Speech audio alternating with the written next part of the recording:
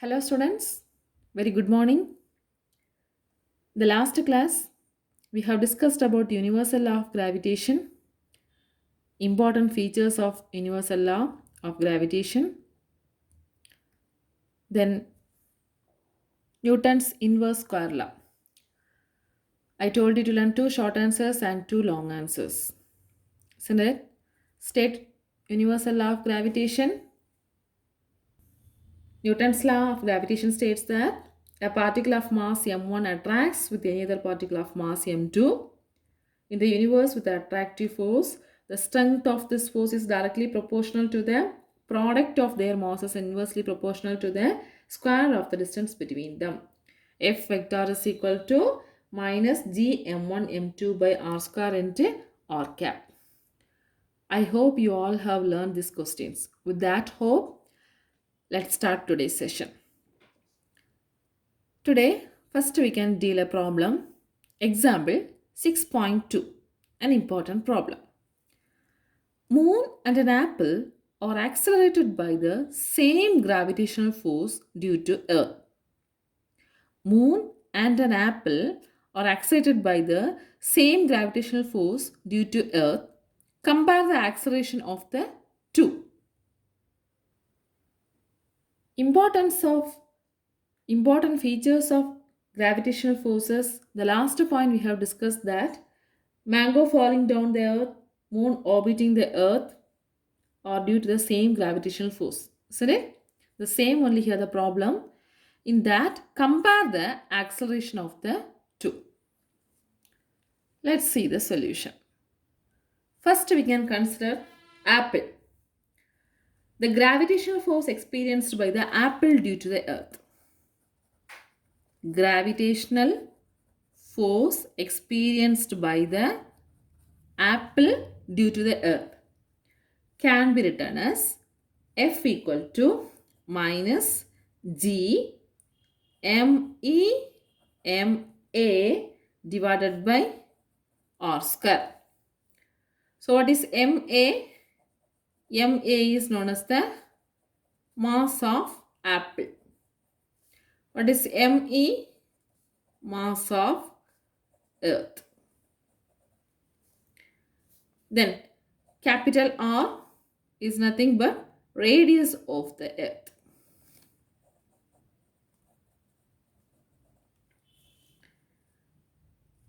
Now we can equate this force with the Newton's law.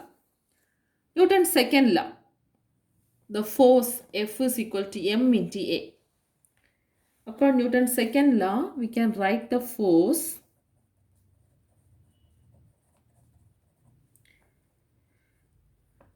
acting on the apple can be written as F is equal to m into A. That is ma into AA, where ma is the mass of the apple, AA is the acceleration. We can equate these two forces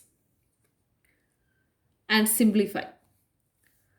So, ma is equal to minus gme ma divided by r square.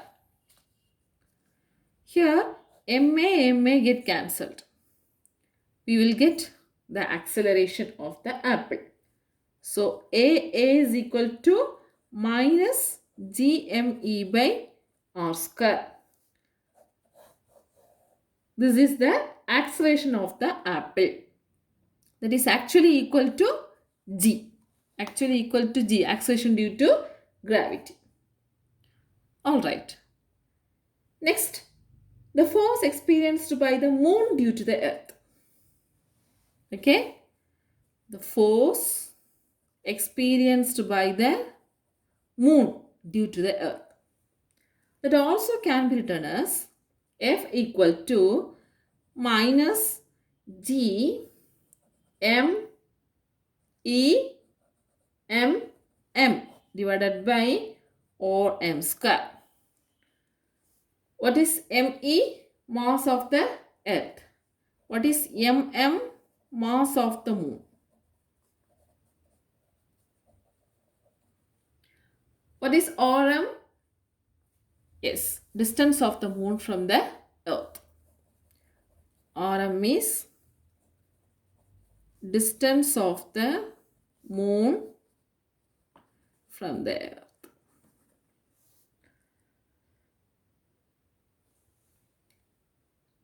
Here also we can use the Newton's second law. According to Newton's second law, the force acting on the moon can be written as F is equal to mm into am. We can equate these two. So mm am is equal to minus gme mm divided by rm square. Mm can be cancelled. So am is equal to minus gme by rm square. This is the acceleration of the experienced by the moon. So acceleration experienced by the apple is minus gme by r square. Then acceleration experienced by the moon is minus gme by rm square. Now our question is compare the acceleration of these two. So we can take the ratio between these two acceleration. Ratio of AA and AM.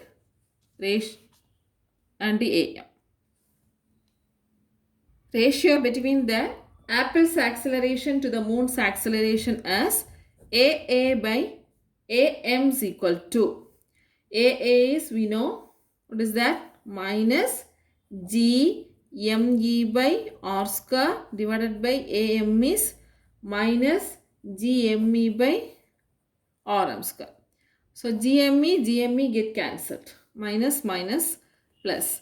So we can write AA by AM is equal to RM square by R square.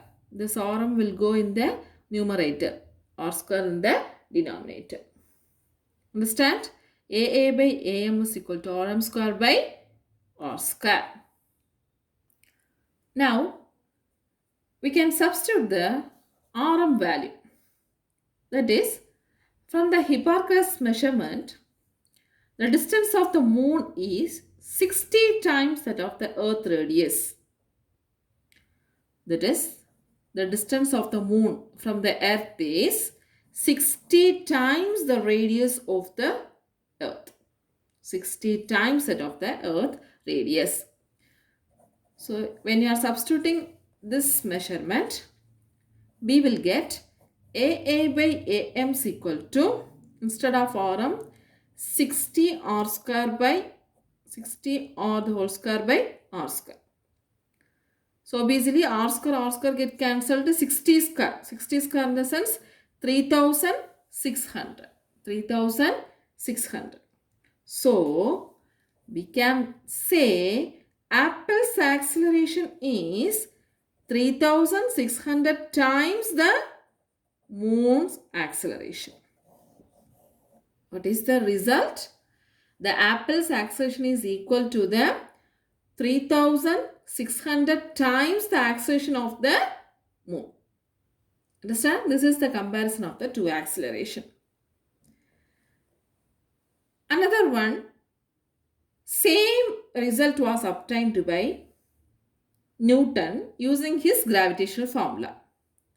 That is, we know that the acceleration due to gravity, generally it is denoted as 9 point g is equal to 9.8 meters second raised to minus 2. Am I right? So the Apple's acceleration is measured as 9.8. And moon orbits the earth once in 27.3 days. Okay? Moon orbits the earth once in 27.3 days. So moon will take 27.3 days to complete to rotate earth. So we can have the acceleration of the moon by using the centripetal formula, centripetal acceleration formula. What is centripetal acceleration formula? That is A is equal to minus v square by r. If you are using this formula, we will get a acceleration as 0.00272. This is already we have dealt in unit 3. Now we can compare these two acceleration. That is, acceleration of the apple to the acceleration of the moon is equal to 9.8 divided by 0.00272. If you are calculating, you will get the same answer as 3600. This is exactly what he got through the law of gravitation. Okay. So first we have got through law of gravitation. Next we have got through the Newton's gravitational formula. Understand? So moon and an apple are accelerated by the same gravitational force due to Earth. The acceleration of the apple is equal to the 3600 times the acceleration of the moon.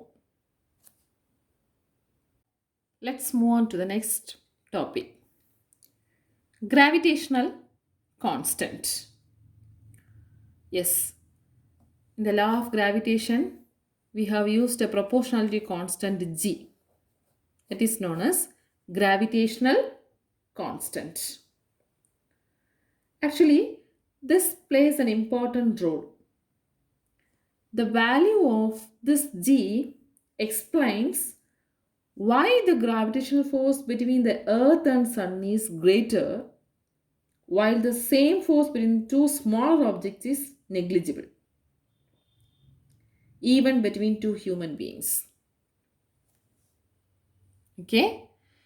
This G explains the greater gravitational force between the Sun and the Earth, and also smaller force between the two objects or between the two human beings.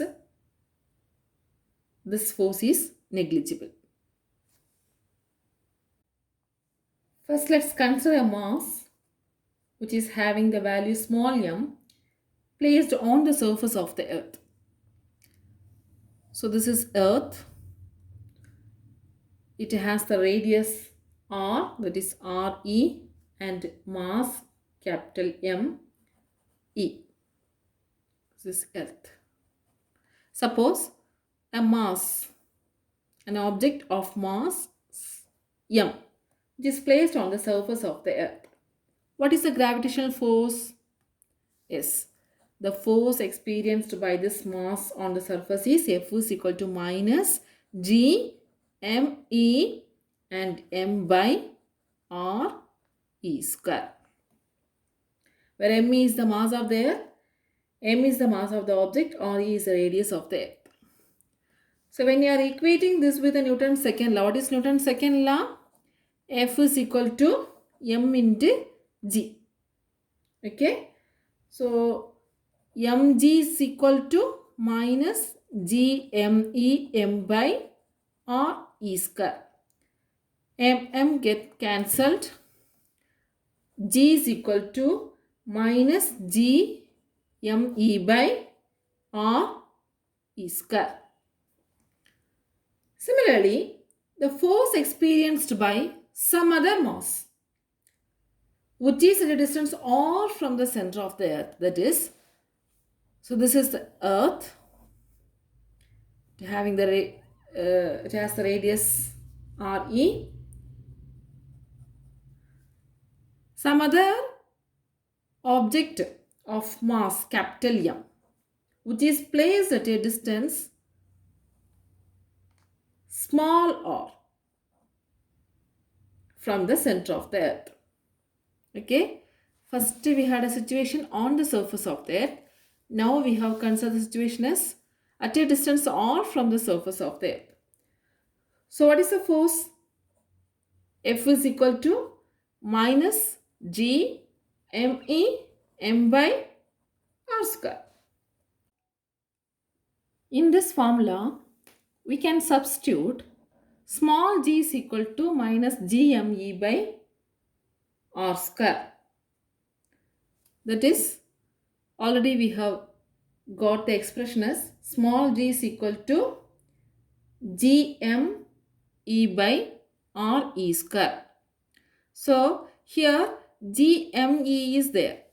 We know that g is equal to minus gme by r e square. So instead of minus gme, we can write small g r e square. So F is equal to g r e square divided by r square into m, or else F is equal to minus we can write because it is an attractive force, so we can use the minus g m r e square by r square.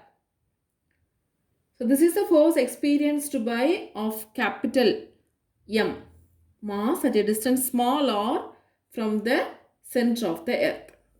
Okay.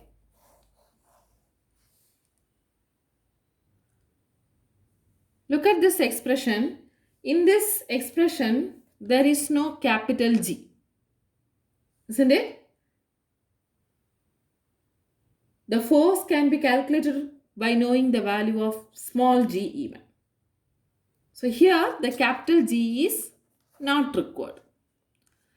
Let's say first I said, so G value will determine whether the force is larger or smaller. So the gravitational force between the earth and sun is greater, but the gravitational force between the two smaller objects is negligible. In this expression, we are not using capital G. Okay. First, we have got the force formula for the mass on the surface of the earth as F is equal to minus gme m by r e square. Here, this expression includes capital G. Okay.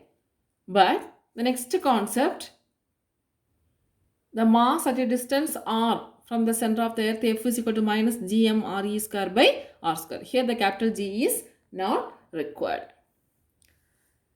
And we know that what is the value of G?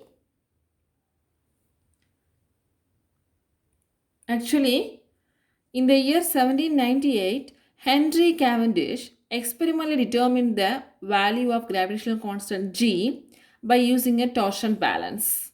He calculated the value of G to be equal to 6.75 into 10 power minus 11 Newton meter square kg raised to minus 2. Using modern techniques, a more accurate value of G could be measured. So the currently accepted value of G is 6.67. 67259 in 10 power minus 11 Newton meter square kg raised to minus 2. The next topic is gravitational field and gravitational potential. Today we can see gravitational field alone. Before going to see the gravitational field, let's see why this concept is introduced. Listen, basically there are two kinds of forces. One is contact forces, another one is non-contact forces. What do you mean by contact forces? We know that. That is, the two objects are physically in contact with each other. Isn't it? The force is applied when one object is physical contact with the other. So this is known as contact forces. The movement of this object is caused by the force through a contact. Isn't it? But non-contact forces. What is non-contact force? That is, there is no physical contact between the two objects. Example, the gravitational force of attraction between the sun and the planet, or sun and the earth. Here there is no physical contact, but there is gravitational force of attraction exists. Isn't it?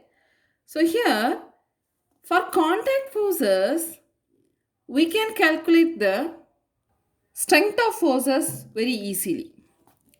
Strength of the contact forces can be very easily calculated because we are touching that, isn't it? But how do we calculate the strength of non-contact forces at different distance? Yes, For understanding this concept, they have introduced the gravitational field. Understand? Let's see what is meant by gravitational field. Gravitational field, otherwise called as gravitational field intensity. It is represented by the symbol E. Okay? So gravitational field intensity or else gravitational field at a point which is at a distance small r from the mass m1 is defined as the gravitational force experienced by unit mass placed at that point. What does it mean? There is a gravitational field.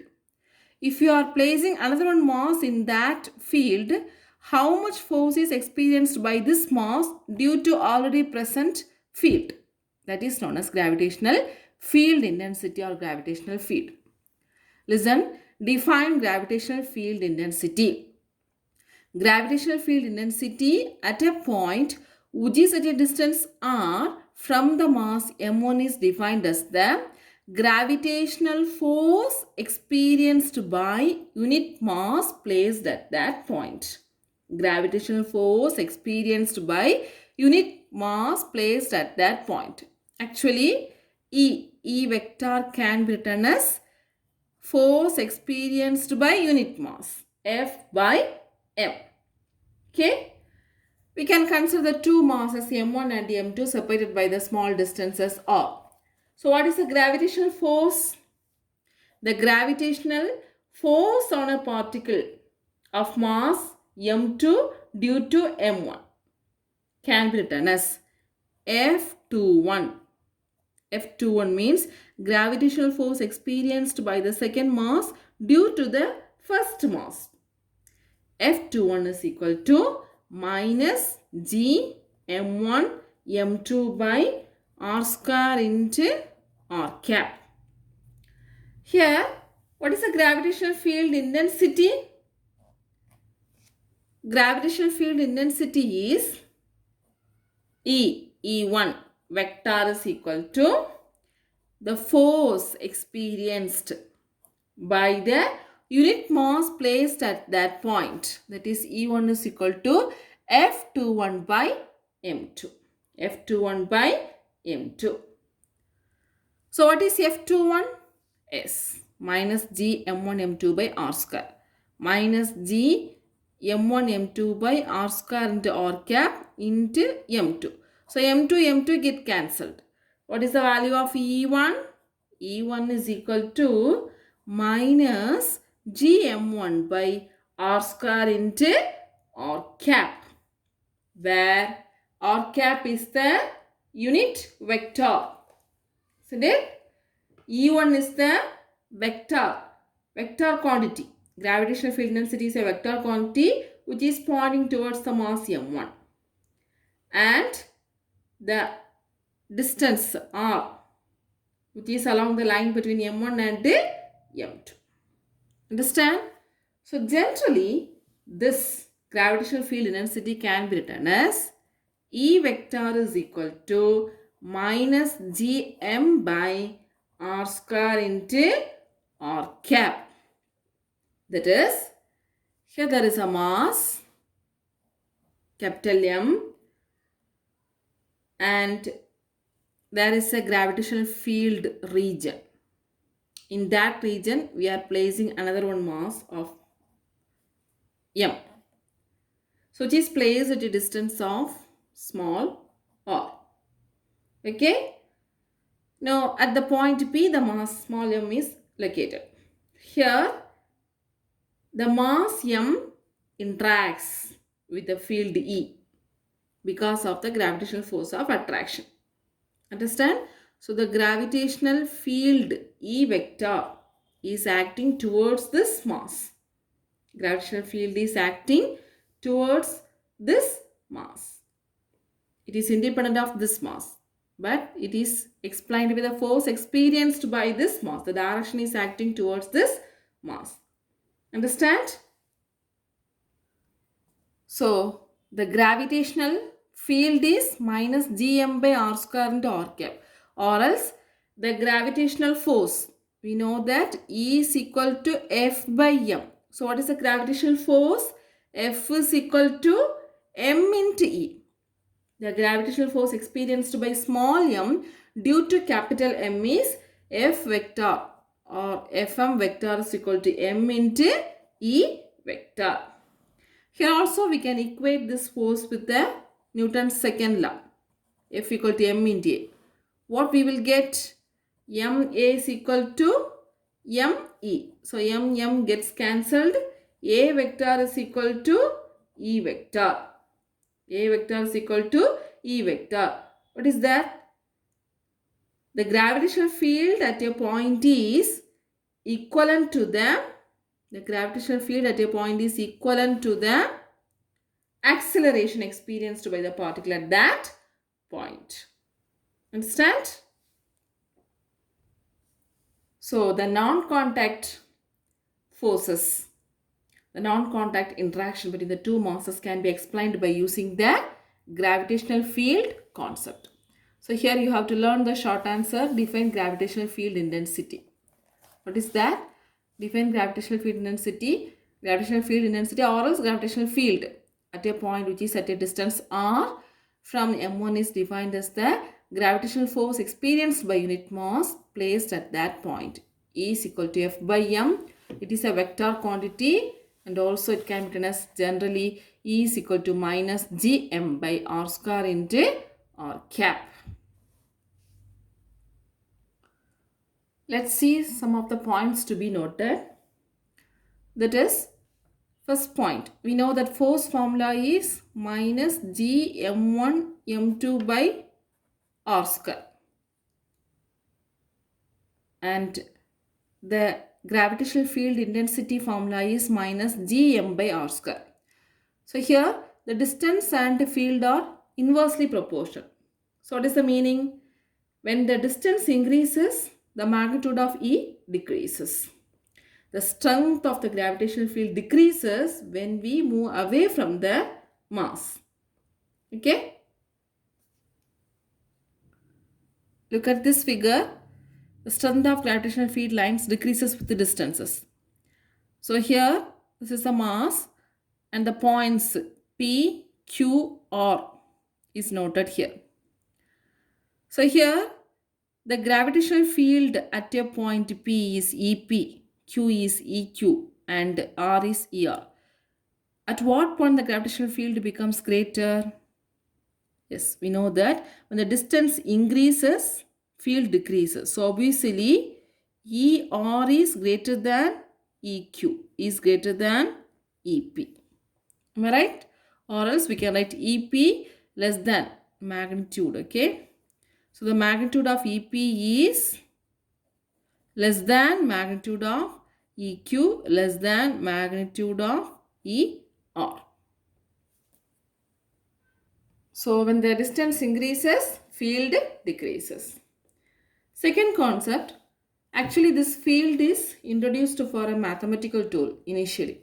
But later it is understood as it is a real physical quantity. Real physical quantity, it carries energy and momentum. And also this concept, the concept of field is used for understanding the behavior of charges.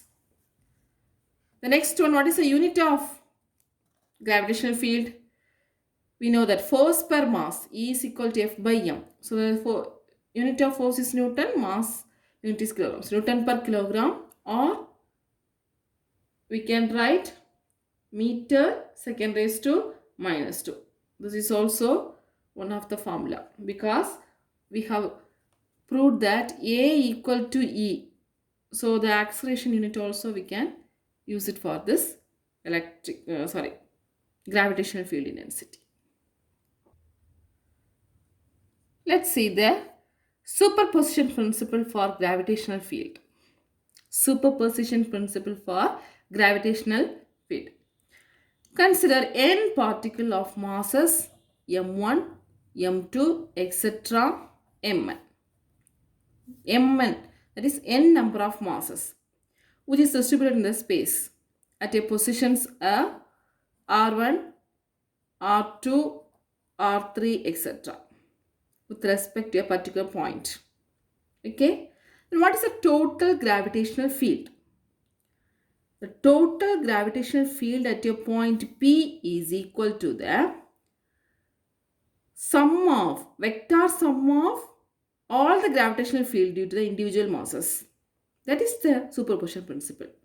That is, we have considered consider the particles, n number of particles have masses m1, m2, etc. mn, which are at the distances r1, r2, r3, etc. rn from a particular point P. Okay? And here, we are going to calculate the gravitational field.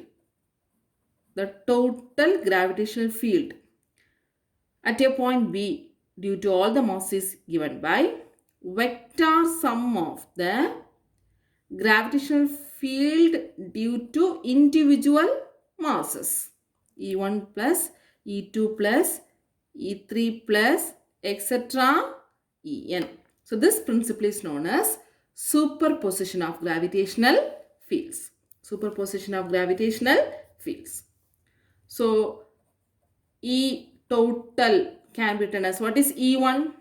Minus Gm1 by R1 square into R cap. That is, mass m1 is at a distance r1. Then minus E2 is G m2 by r2 square into r cap. Minus etc. That is the gravitational field due to the second mass. Minus G m1 by rn square into rn cap. So this can be written as minus the whole sigma I equal to 1 to n G mi by ri square into ri cap. G mi ri square by ri square into ri cap. Okay. Suppose in the case of, instead of discrete masses, separate masses, we have continuous distribution of masses. That is a practical thing. There will not be a discrete masses. There will be continuous distribution. So in that, we should introduce a concept of integration. Okay. In the book, superposition of two gravitational field intensities giving resultant field is given. That is, this is mass m1, this is mass m2. And with respect to the point P, the mass m1 is at a distance r1. Mass m2 is at a distance r2. Okay. So the gravitational field E1 is acting this direction, E2 is acting this direction. What is the total? Here two vectors are acting this direction. So obviously the total will be acting in this direction. Understand? That is the triangle law of addition. If two vectors are acting at the two adjacent sides of a triangle, then the resultant vector is the closing side of the triangle, or a parallelogram means diagonal. So this is the resultant of the total gravitational field. This is for the case of two fields. Understand? So today we have discussed about problem number 6.2, then gravitational constant, next gravitational field intensity, and superposition principle for gravitational field. Here one problem is there. Try this problem in your note 6.3. So students, learn these questions. That is, define gravitational field, give its unit. And what is meant by superposition of gravitational field. Then problem number 6.2 and do the problem number 6.3. Okay students, thank you.